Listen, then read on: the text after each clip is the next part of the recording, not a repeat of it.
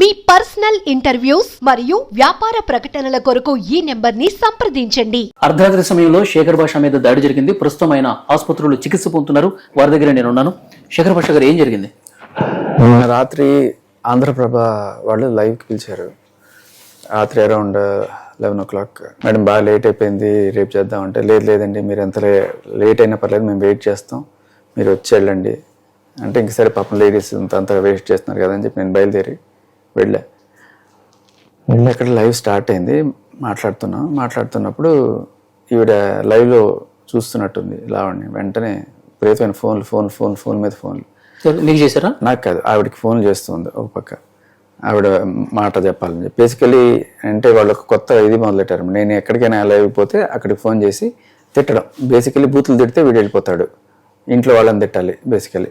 అంటే ఛానల్ వాళ్ళు కూడా సపోర్ట్ చేస్తున్నట్టు అనిపించింది. ఎందుకంటే నేను అంతకుముందు లైవ్కి వెళ్ళినప్పుడు ఆయన దిలీప్ శంకర్ వస్తారు, ఆయన బూతులు తిడతారు, ఆవిడ వస్తుంది బూతులు తిడతారు. అంటే they don't take any responsibility. వాళ్ళకి తెలుసు వీళ్ళు ఇలాగే బిహేవ్ చేస్తున్నారు. ఎందుకంటే మొన్న న్యూస్లో జరిగిన దీంట్లో అందరం చూసాం. ఆవిడ చెప్పు విసిరేయడం, తర్వాత ఆయనేమో పచ్చి బూతులన్నీ తిట్టడం, ఇంట్లో వాళ్ళని తిట్టడం, ఇట్లా అన్నీ చేస్తే నేను అప్పటికి కూడా నేను సహనం కోల్పోకుండా నోర్మూయి అని చెప్పి ఒక మాట అన్నాను తప్ప ఎక్కడ కూడా అన్పార్లమెంటరీ లాంగ్వేజ్ బూతులు మాట్లాడడం లేదు. కానీ వాళ్ళకి ఒకటి అర్థమైందనమాట, ఓకే వీడు బూతులు మాట్లాడితే అక్కడి నుంచి లైవ్ నుంచి విసిరేసి వెళ్ళిపోతాడు.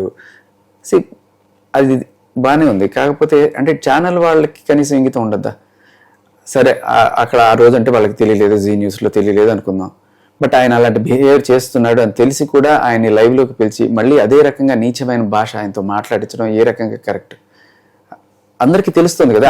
అది ఛానల్ ప్రోత్సహించినట్టు అవుతుంది అటువైపు నుంచి బూతులు తిడుతుంటే. అదే అంటున్నాను. అప్పుడు ఆయన ఇట్లా పచ్చి బూతులు అంటే ఎవరండి ఒప్పుకుంటారు? పచ్చి బూతులు తిడుతున్నారు ఛానల్లో, అయినా కూడా ఉండండి కూర్చోండి తిట్టించుకోండి ఏంటది? సో మీరు ఛానల్ నుంచి కిందకు వచ్చిన తర్వాత ఎక్కడ కాదు నేను చెప్పేది. ఆయన నీచమైన బూతులని మాట్లాడుతుంటే ఇంకా లేచి వచ్చేస్తే అప్పుడు వాళ్ళు పెట్టుకునే హెడ్డింగ్లు ఏంటంటే లైవ్ నుంచి శేఖర్ భాష మళ్ళీ జంప్. అంటే ఏంటంటే వాళ్ళు తిడితే తిట్టించుకోవాలి, అలాగే వాళ్ళు కొడితే కొట్టించుకోవాలి, అంతే. వాళ్ళు మనం మాట్లాడినప్పుడు అక్కడ కూర్చోబెట్టుకుని వాళ్ళు తిడుతూ ఉంటారనమాట. ఆయన ఎంత నీచమైన భాష మాట్లాడారు. అయినా కూడా అంటే నన్ను తిట్టడం ఎవరినో తిట్టడం కాదు, ఒక లైవ్లో సభ్య సమాజం చూస్తుంటే ఇంత నీచమైన భాష మాట్లాడుతున్నారే అని వాళ్ళకి ఉండదా కనీసం? మీడియాలో అంత పెద్ద మీడియా సంస్థలు జస్ట్ రేటింగ్ల కోసం లేకపోతే వాళ్ళ పర్సనల్ ఎజెండాలు మోయడం కోసం వాళ్ళని ఎంకరేజ్ చేస్తున్నారా అనిపిస్తుంది. సరే అలా కానివ్వండి. తర్వాత వచ్చాను నేను అక్కడి నుంచి బయలుదేరి బయటకు వచ్చాను. కొంచెం ఆ తిట్లు వరించలేక కొంచెం డిప్రెస్డ్గానే ఉన్నాను. ఇంకా 2-3 ఛానల్స్ వాళ్ళు పిలుస్తుంటే లేదండి నాకు కొంచెం బాగాలేదు, నేను రానంటే లేదండి ప్లీజ్ అండి రావాలండి, ఏమనుకోకండి అది ఇది అని చెప్పి ఆవిడ అంత ఇది చేస్తే నేను వెళ్ళాను. అక్కడికి వెళ్ళిన తర్వాత లైవ్ చూడగానే మళ్ళీ ఇదే అనమాట. ఓకే వీడు ఎక్కడ లైవ్ లో వీడు అసలు కూర్చున్నా మనం ఫోన్లు చేస్తే తిడుతూ ఉండాలి అంటే చేసే ఛానల్ వాళ్ళకి కూడా ఏంటంటే ఓకే వీళ్ళిద్దరు ఇప్పుడు తిట్టుకుంటుంటే మనకి మంచి రేటింగ్ వస్తుంది అని చెప్పి నేను అదే చెప్పి ఆవిడకి, అమ్మ మీరు ఇప్పుడు ఆవిడని లావణ్యం తీసేసుకొని ఆవిడ ఏదో బూతులు తిట్టడం, పిచ్చి ఇంట్లో వాళ్ళందరినీ మాట్లాడడం ఇవన్నీ కూడా చేస్తుంది. ఇప్పుడు కొత్తగా ఏంటంటే నా ఫోన్ నంబర్లు చెప్పేయడం, బయటికి మా అడ్రస్లు చెప్పేయడం, అంటే ఏదో ఒక రకంగా ఆపిచ్చాలన్నమాట. పర్సనల్ లెవెల్లో ఇదనమాట. ఇవన్నీ చేస్తున్నారని తెలిసి కూడా వాళ్ళు ఉండండి. సో ఆవిడైతే అట్లీస్ట్ తీసుకోలేదు. లావణ్య నువ్వు ఏమైనా చెప్పాలనుకుంటే తర్వాత నువ్వు వచ్చి చెప్పు, ఇప్పుడు కాదు, ఇది ఇంటర్వ్యూ అయిపోయాక వచ్చి చెప్పు, ఇప్పుడు కాదు అని చెప్తే సరే చేసింది. ఇంకా తర్వాత ఆవిడ వచ్చేసింది, ఇంటర్వ్యూ అయిపోయే టైంకి వచ్చేసింది. ఒక 3 రౌడీలు వేసుకొని వచ్చింది. ఆంధ్రప్రభ ఛానల్ మీద పడి బూతులు తిట్టడం, నన్ను బూతులు తిట్టడం, ఆవిడ్ని బూతులు తిట్టింది, స్టాఫ్ని బూతులు తిట్టింది. ఏంటి ఒక డ్రగ్స్ వేసుకొని ఆ రోజు రాజస్థాన్ ఎలా అయితే బూతులు తిట్టిందో అదే రేంజ్ బూతులు. మీరు కావాలంటే ఆ లైవ్ వినండి, ఆంధ్రప్రభ లైవ్ మీరు చూస్తే ఆఖరి లైవ్ అయిపోయే క్షణాల్లో ఆవిడ అరుపులన్నీ కూడా వినపడుతుంటాయి. గట్టిగా డోర్ బయట నుంచి తప్ప బాతు అరుస్తుంది. సో ఒక్కసారి వీళ్ళందరూ భయభ్రాంతులకు అయిపోయారు. మీరు వెళ్ళొద్దు శేఖర్, ఇప్పుడు బయటకు వెళ్ళొద్దు, వెళ్తే గొడవ అవుతుంది, వద్దు అని చెప్పి ఆపారు. నాకేమో లేట్ నైట్ అయిపోతుంది, 12 అయిపోతుంది, ఇంటికి వెళ్ళాలి కదా అని వాళ్ళు ఇంకా ఆమెతో పాటు ఎంతమంది వచ్చారు సార్? ఒక 3 వచ్చారు. కాకపోతే వాళ్ళు బయట ఉన్నారు, గేట్ బయట వాళ్ళు ఉన్నారు. ఎక్కడ ఉన్నారు తెలియదు నాకు, బట్ నాకు తర్వాత తెలిసింది ఆ విషయం.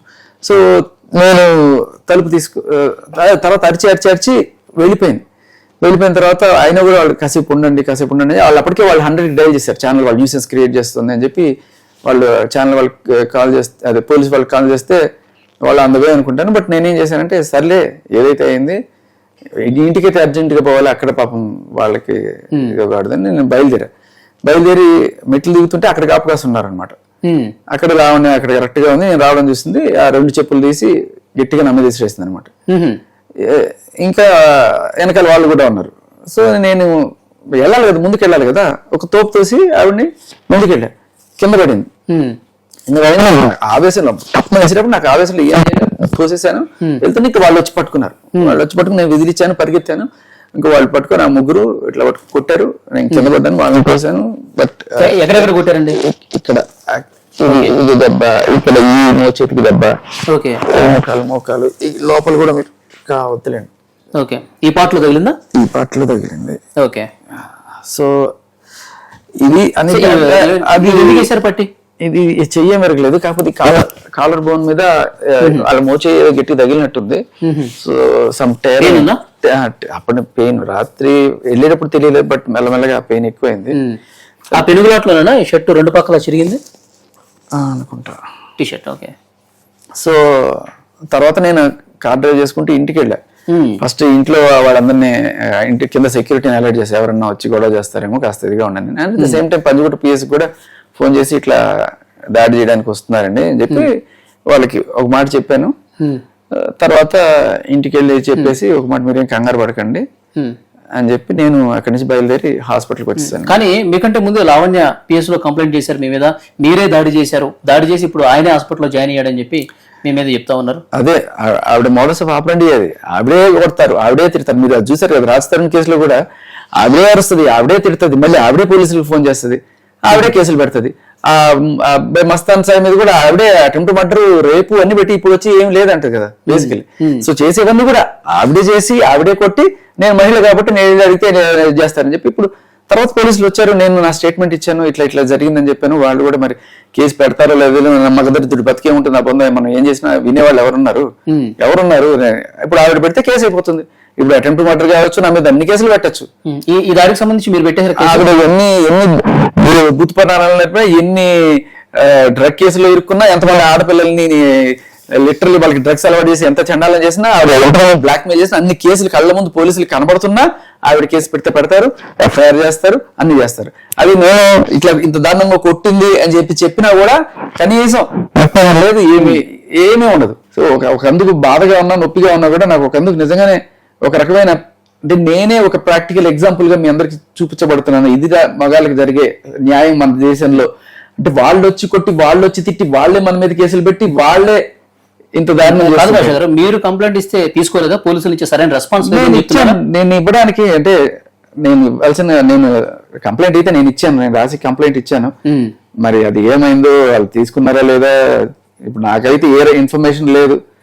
పట్టించుకున్న నాదే రోడ్డు మగాడి కంప్లైంట్ ఇస్తే అదే కదా జరిగేది. ఇప్పుడు నేను రాత్రి లావణ్యతో పాటు వచ్చి మీ కంప్లైంట్ ఇచ్చింది, అప్పుడు ఎఫ్ఐఆర్ కూడా అయిపోయిందండి. ఓకే, మిమ్మల్ని మీద దాడి చేసిన వాళ్ళు ఎప్పుడన్నా చూస్తున్నారా మీరు? అన్న వాళ్ళు చూడలేదు. ఎవరైనా ఉండొచ్చు లావణ్యతో పాటు వచ్చిన వాళ్ళు. ఏదో దిలీప్ శంకరే వాళ్ళని అటాచ్ చేశారట. నాకు తర్వాత తెలిసింది ఏంటంటే, ఆయన దిలీప్ శంకర వీళ్ళకి ఫోన్ చేసి సారీ అండి, అది ఏదో కవరప్ చేసేసి మీరు ఆ ఫుటేజ్ బయటకి ఇవ్వకండి ఏదో చెప్పి మాట్లాడుకున్నాడు, ఏమో తెలియదు.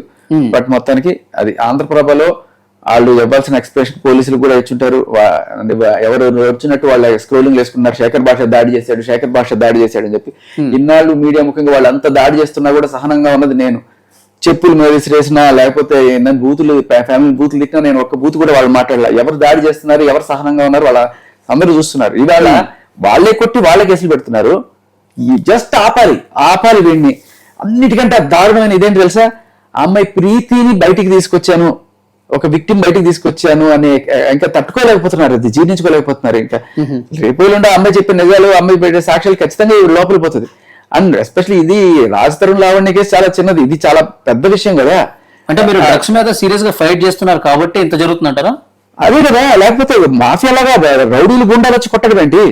ఒక ముగ్గురు వేసుకుని వచ్చి కావాలనే, అంటే డైరెక్ట్ వాళ్ళు కొడితే బాగుంటది కదా, ఫస్ట్ వచ్చి కొట్టడానికి ఏదైనా ఉండాలి కదా, ప్రొవోక్ చేయాలి కదా. మనిషిని ప్రొవోక్ చేయడానికి చెప్పులు ఇసిరేసి, బూతులు తిట్టి ఇదంతా చేస్తే, సెల్ఫ్ డిఫెన్స్ లో నేను ఒక తోపు తోసి ముందుకెళ్తే అప్పుడు వచ్చి వాళ్ళు నన్ను కొట్టేసి నేను కొట్టేసాను, చంపేశాను అని చెప్పి. సార్, ఇప్పుడు ఈ కేసు మీద మీరు మాట్లాడుతున్నప్పటి నుంచి మీ మీద రకరకాలుగా బూతులు తిడతా ఉన్నారు, తర్వాత ఇట్లా దాడులు చేస్తా ఉన్నారు. ఈ ఈ అనవసరమైన పెంట నాకు అవసరం అని మీకు ఏమైనా అనిపిస్తుందా?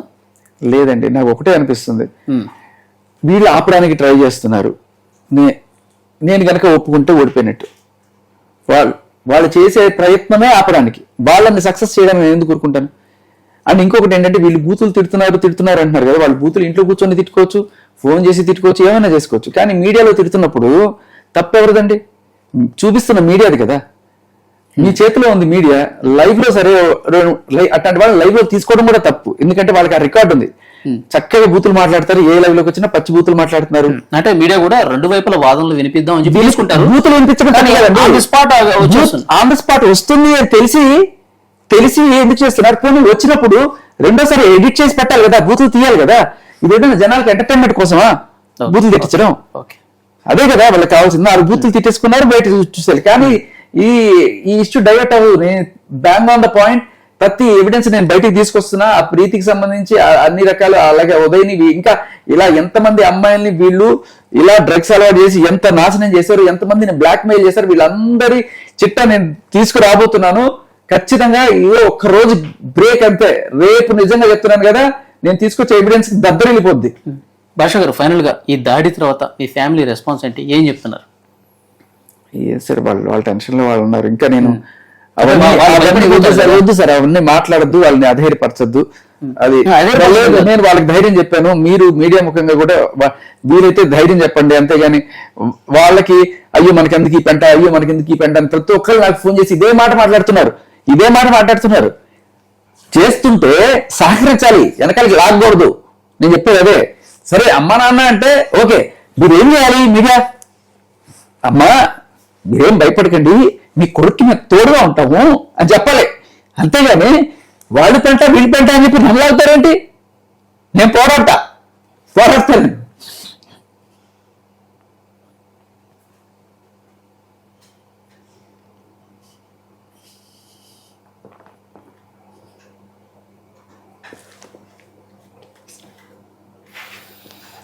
ఓకే శేఖర్, ప్లీజ్ నాకు సాగుతుంది ప్లీజ్.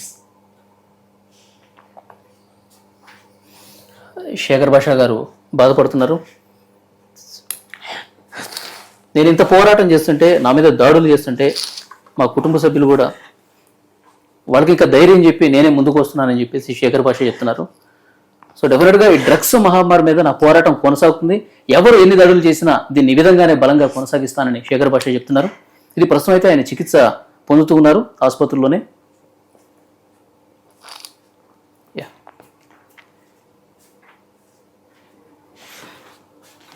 నాకు ఎవరు సహాయం చేయకపోయినా పర్లేదు. మా అమ్మ వాళ్ళని, మా నాన్న వాళ్ళని భయపెట్టకండి. మీడియా ఎస్పెషల్లీ వాళ్ళు చేసి పనులు వాళ్ళు చెత్త పనులు చేస్తూనే ఉంటారు. ఒకడు వచ్చాడు, ఏదో చేస్తున్నాడు, సహకరించండి, భయపెట్టానికి లాక్కండి అంతే. ఎస్పెషల్ మీడియా కూడా నేను చెప్తున్నా, బురద జల్లి ఏదో రకంగా ఆ పని అనుకోకండి. ఒక మంచి పని చేస్తున్నాను.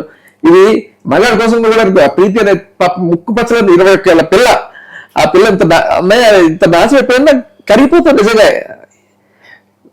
వదిలేండి సార్, చాలు. ఓకే, టెస్ట్ చేసుకోండి. గెట్ వెల్ సూన్ భాష గారు. రైట్, బాధపడకండి. అది శేఖర్ భాష చాలా బాధపడుతున్నారు. ఎంత దాడులు చేసినా సరే ఈ పోరాటం ఆపేది లేదు. ఇంట్లో వాళ్ళు కూడా భయపడుతున్నప్పటికి కూడా ఒక అడుగు నేను ముందుకే వేస్తాను తప్ప వెనకడుగు వేసే పరిస్థితి లేదు.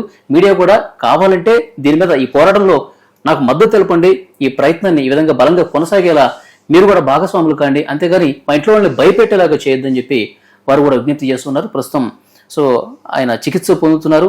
చాలా మంది కాల్స్ వస్తున్నాయి, కానీ మాట్లాడలేని సమయంలో కూడా మనకు అవకాశం ఇచ్చి జరిగింది నేను చెప్తానని చెప్పేసి శేఖర్ భాష మనతో ఈ విషయాలన్నీ పంచుకోవడం జరిగింది. మీ బంగారం బ్యాంకులో ఇతర ప్రైవేటు సంస్థల్లో ఉన్న విడిపించి కొనబడను. కొమ్మూరి గోల్డ్, ఆంధ్ర మరియు తెలంగాణ.